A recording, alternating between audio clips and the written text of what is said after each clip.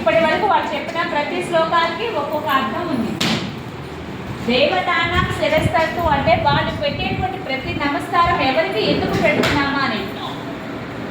గిరిచారణవ శ్లోకం అని చెప్తారు కదా, ఫస్ట్ శ్లోకం గిరిచారణవ పూర్ణేందు సమంచుట కళానిధి అపస్థ విఘ్నత విష్ణు శూర్పకర్ణ ఉపాసమనే.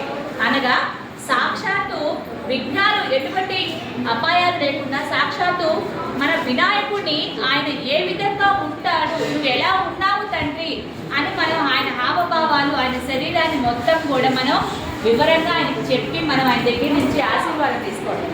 అంటే గిరిచారణవ అనగా గిరిరాజపుత్రిక అనగా పార్వతీదేవి.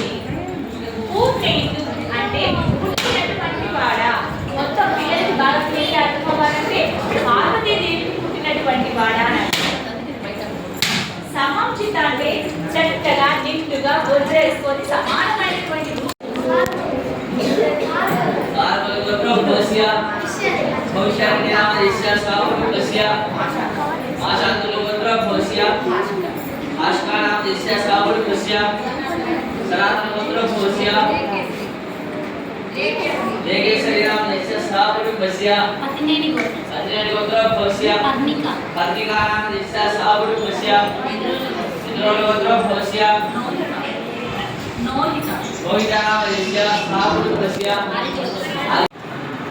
అటు ప్రదర్శనకి ఇటు మీకు ఉన్నటువంటి ఎనర్జీకి కూడా ఉపయోగపడే విధంగా ఉంటుంది ఈ పూజ.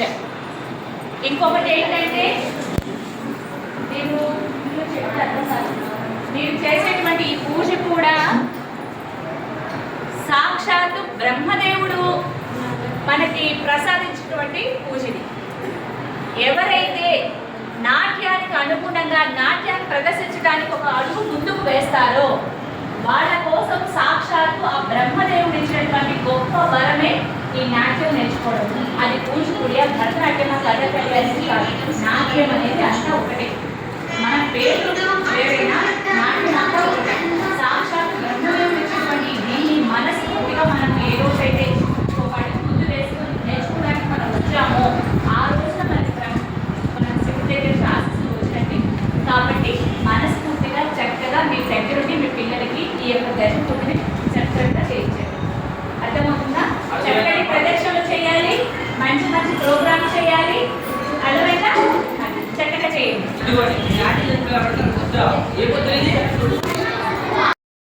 అగ్నికాలాయ నమః, కాలాగ్నిరుద్రాయ నమః, నీలకంఠాయ నమః, మృత్యుంజయాయ నమః, సర్వేశ్వరాయ నమః, సదాశివాయ నమః, శ్రీమన్మహాదేవాయ నమః, నమో హిరణ్యవాహవే నమః, సేనాన్యాయ నమః, లక్ష్మీనారాయణాభ్యో నమః, ఉమామహేశ్వరాభ్యో నమః, వాణేంద్రగర్భాభ్యో నమః, శ్రీమంత్రాభ్యో నమః, అరుంధదేవతిష్టాభ్యో నమః, శ్రీ సీతారామాభ్యో నమః, విష్ణుదేవతాభ్యో నమః, సూర్యదేవతాభ్యో నమః, రామదేవతాభ్యో నమః, మాతృభ్యో నమః, పితృభ్యో నమః, నానావిధ ఈ చేతుల పక్షులు మొత్తం వేసేది గజ్జల మీద నానావిధ పరిమళ మంత్ర పుష్ప అక్షర ఒక పుష్పం పెట్టండి గజ్జల మీద. పుష్ప అక్షర సమర్పయామి. శ్రీ నటరాజ స్వామి దేవత సంపూర్ణ అనుగ్రహ ప్రసాద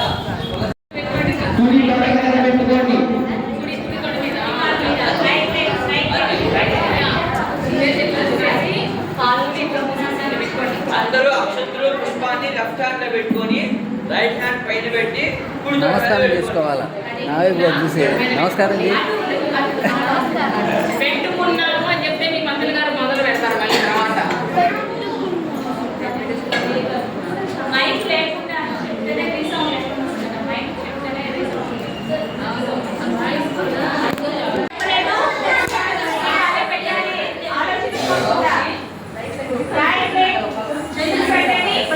అలాగే ఓం నమో నారాయణ నమః అంటూ రెండు అమ్మాలు పెట్టండి. ఇప్పుడు చెప్పండి ఓం నమః శివాయ. ఓం నమః శివాయ.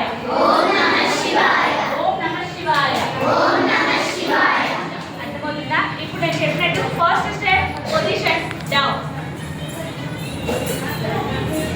First step right one left one. 1 2 ఏ కాదు బియ్యం పక్కకు పోయినా మీరు ఏం పట్టించుకోవద్దు. గట్టిగా అయింది. 1 2 1 2 సెకండ్ స్టెప్ వచ్చేసి దీనికి టై చేయాలి. రెడీ పొజిషన్ డీప్ డీప్ టై పలకాలి కూడా డీప్ డీప్ టై. ఇప్పుడు మూడోసారి మీరే చెప్తున్నారు.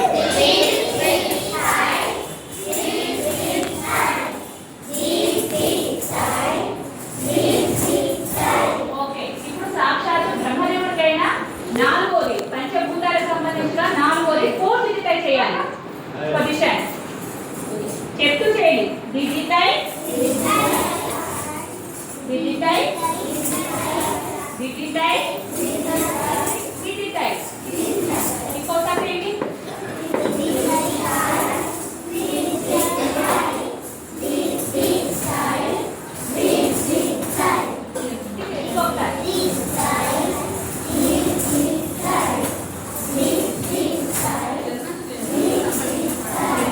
ఇప్పుడు అదేవిధంగా నమస్కారం చేసుకోండి కిందకి. అంతే చక్కగా బియ్యాన్ని ముట్టండి, నమస్కారం చేసుకోండి. అలాగే చక్కగా నమస్కారం చేసుకుని దాంట్లో పైకి లేవండి. అంతే. ఇందాక ఏ కాలు మీద ముందుకు వచ్చారు? ఇప్పుడు ఏ కాలు మీద వెనకాలి?